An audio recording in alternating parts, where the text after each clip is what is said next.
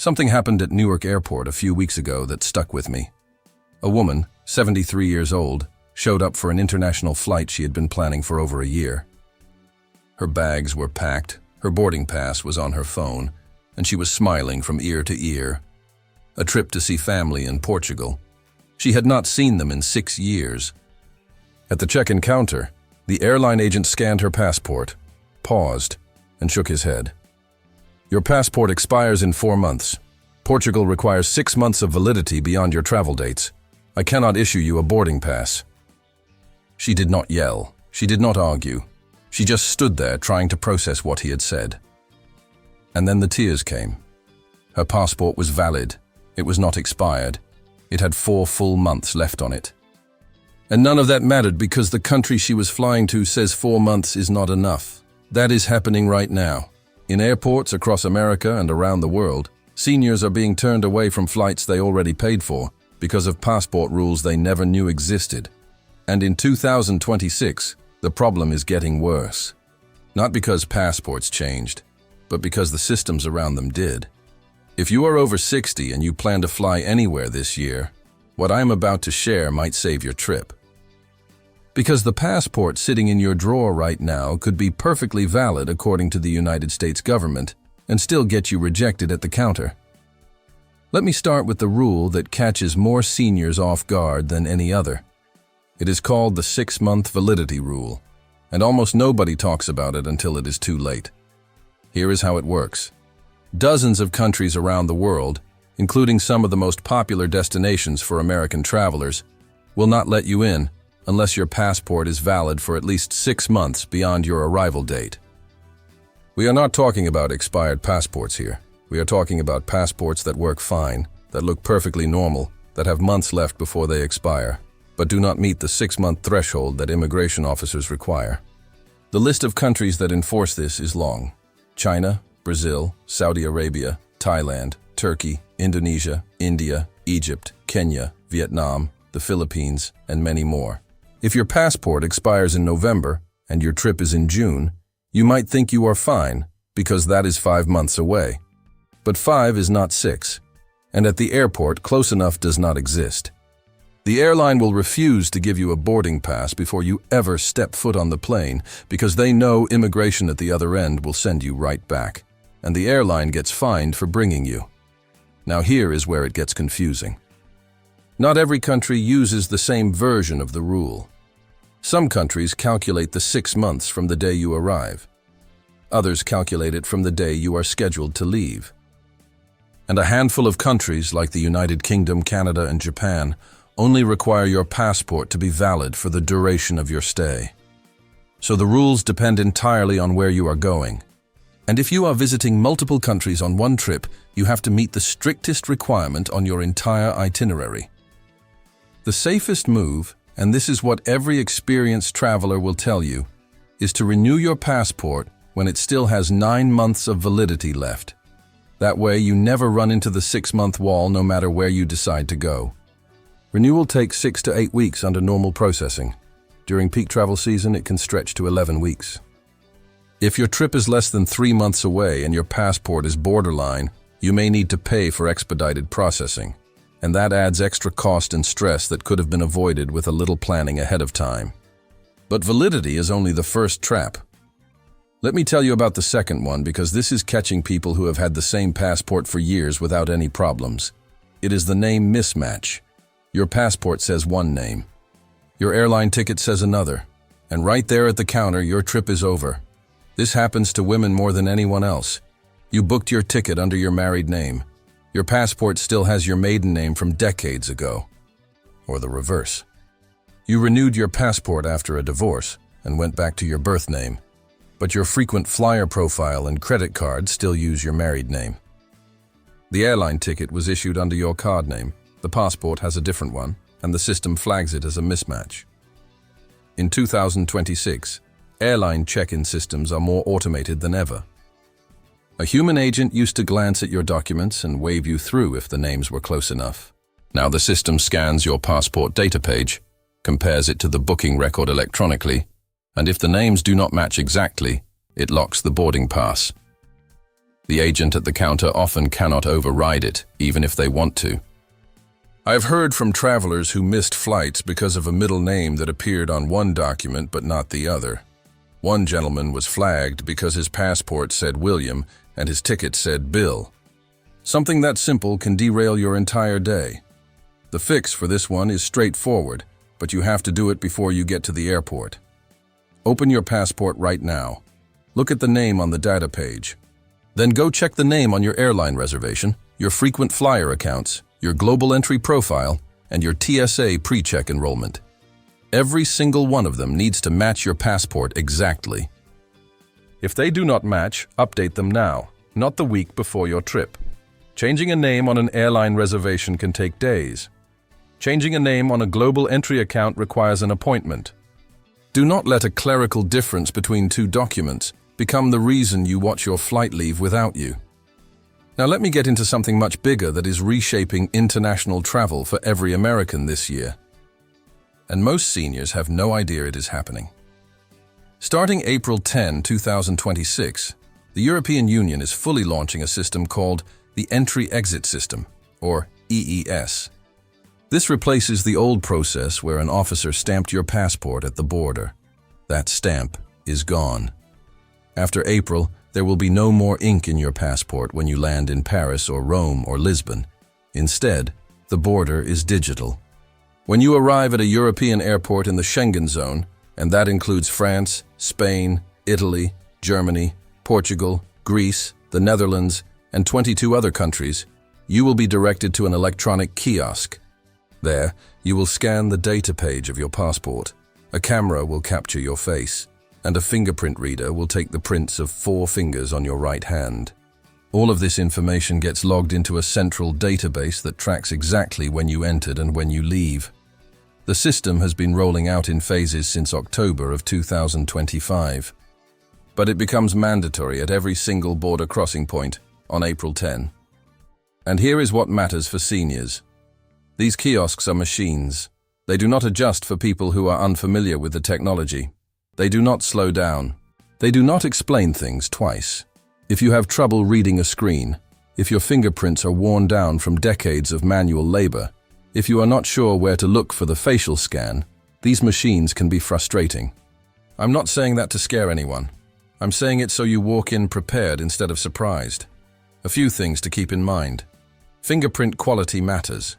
Seniors sometimes have faint or worn fingerprints, especially if they have worked with chemicals, done heavy manual work, or have certain skin conditions.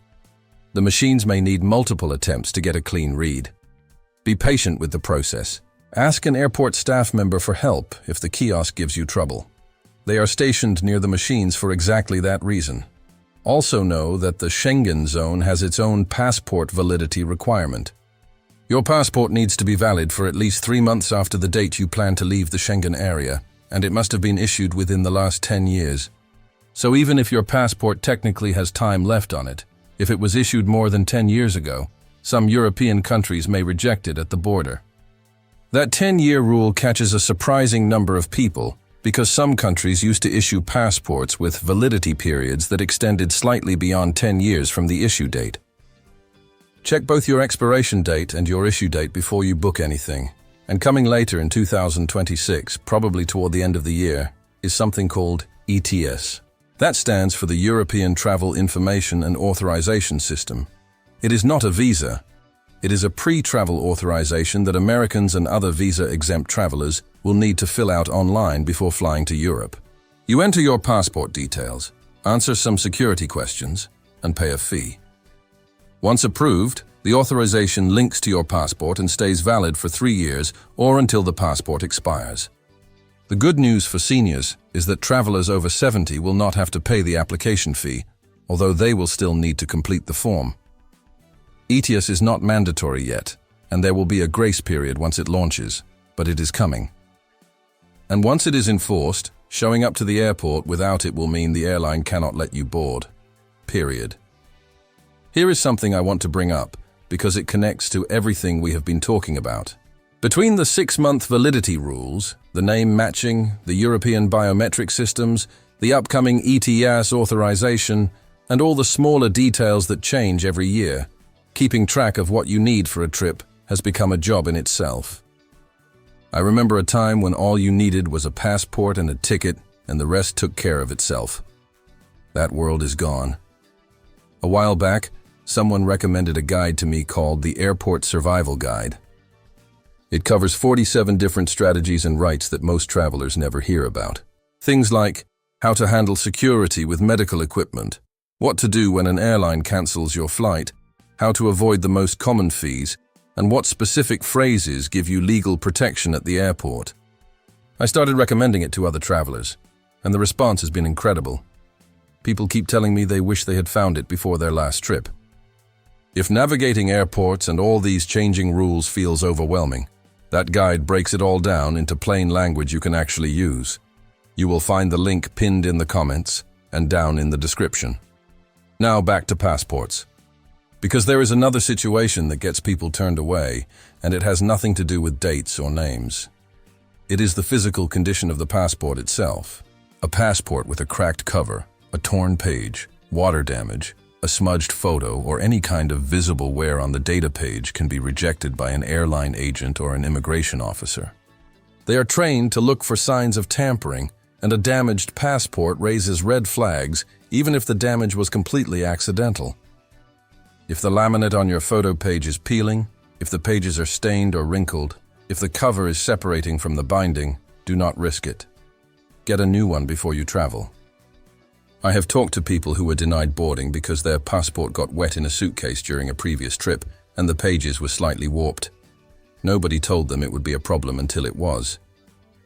Let me shift to something that has changed specifically in 2026 for domestic flights within the United States. You might be thinking, I do not need a passport to fly inside the country. And technically that is still true, as long as you have a real ID-compliant driver's license. But here is where millions of seniors are running into trouble. Since May of 2025, TSA no longer accepts standard driver's licenses that do not have the real ID star on them. If your license does not have that little gold or black star in the corner, it will be rejected at the security checkpoint. And as of February 1st, 2026, travelers who show up without an acceptable form of identification have to pay a $45 fee through a program called TSA Confirm ID just to go through security. That fee covers a 10-day travel window. If your trip lasts longer than 10 days, you pay it again. Now here is where your passport becomes your best friend for domestic travel too. A valid United States passport or even a passport card is accepted at every TSA checkpoint in the country. It skips the real ID question entirely. You do not need to worry about whether your state license is compliant, whether the star is in the right place, or whether you remembered to update it at the DMV. Your passport works everywhere. And a passport card, which is the size of a credit card and fits right in your wallet, costs $65 for a first-time applicant and $30 to renew. It is valid for domestic flights, land border crossings to Canada and Mexico, and it serves as a real ID-compliant form of identification. Most seniors I talk to have never even heard of the passport card, and it solves one of the biggest headaches in air travel right now. There is one more thing I want to touch on before we wrap up, because it is starting to affect more travelers than people realize. Digital passports. Apple rolled out the ability for travelers to store a digital version of their passport in Apple Wallet, and it is now accepted at over 250 TSA checkpoints in the United States. This is still new, and it is not yet accepted for international entry anywhere, but the direction is clear. The government is moving toward a system where your phone can serve as a backup form of identification at domestic airports. If you have an iPhone, and you want an extra layer of security in case your physical passport is lost or stolen during a trip, setting up a digital passport in your wallet app is worth considering. But let me be clear, do not rely on it as your only form of identification. Always carry the physical document. Digital acceptance is expanding, but it is not universal yet. So let me bring this all together. Right now in 2026, seniors are being turned away from flights for reasons that have nothing to do with expired passports. They are being turned away because their passport does not meet the 6-month validity rule for their destination. They are being turned away because the name on their passport does not match their airline ticket exactly. They are being turned away because their passport is physically damaged in ways they never thought would matter. They are being turned away because Europe now requires biometric registration at digital kiosks that did not exist a year ago. They are being turned away because their driver's license is not Real ID compliant and they did not bring their passport as a backup. And they are about to start being turned away because a new European authorization system will require pre-approval before you even board the plane. None of this is designed to punish anyone. But the system does not make exceptions for people who did not know. The rules apply the same whether you have been flying for 50 years or this is your first trip. And the travelers who get through without problems are the ones who checked everything before they left the house. So here is what I would do if I were you. Tonight, go find your passport. Check the expiration date and make sure it is at least 9 months out from any trip you're planning. Check the issue date and make sure it falls within the last 10 years. Check the name and make sure it matches every travel document and reservation you have. Check the physical condition and make sure nothing is torn, stained, or peeling. And if anything is off, start the renewal process now, not the week before your trip. Travel is supposed to be something you look forward to. It is supposed to connect you with family, with new places, with experiences that make life richer. Nobody should miss out on that because of a detail on a document that could have been fixed with a little preparation. If this information helped you see something you might have missed, do me a favor and share this with someone who is planning a trip. A friend, a sibling, a neighbor. Because this is the kind of thing that nobody warns you about until it is already too late. And if you want more information like this, go ahead and hit that subscribe button. I put out content regularly because I believe travelers over 60 deserve to know what is happening before they get to the airport, not after. Stay sharp out there. And whatever you do, check that passport before you pack that suitcase.